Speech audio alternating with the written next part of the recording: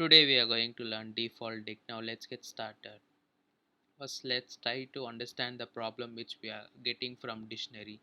Here you can say I've created a dictionary where you can say I've key called fruits with values. Values of the list. Now if you try to access fruits, it will work fine. Let me show you that in terminal. Here you can see it work fine. Now if you try to access vegetable, on that case here you will see an key error. Here you can see it showing key error vegetable.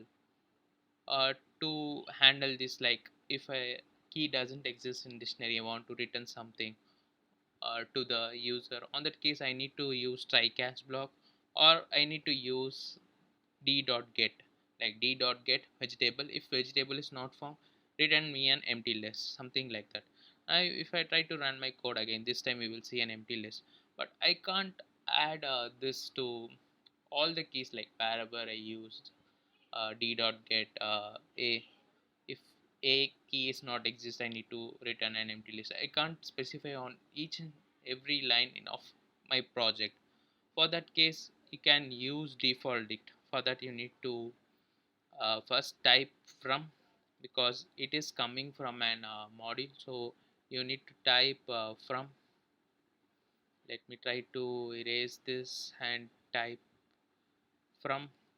After typing from, you need to type collections.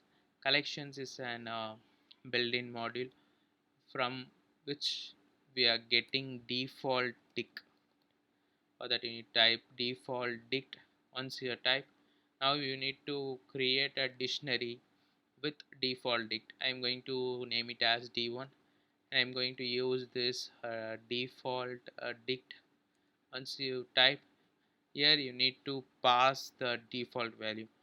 For my dictionary, the default value would be list. Now if my user tries to access fruits, basically if you create a list dictionary, it will be empty. Now if my user is trying to access something, like say example fruits, on that case you don't need to write anything like try catch block or d.get like vegetables, or else return empty list.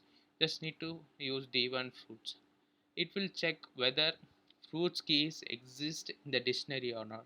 If it doesn't exist, it will return as the default value, which is a list. If I try to run my code, here you will see I'm getting an empty list. Thanks for watching.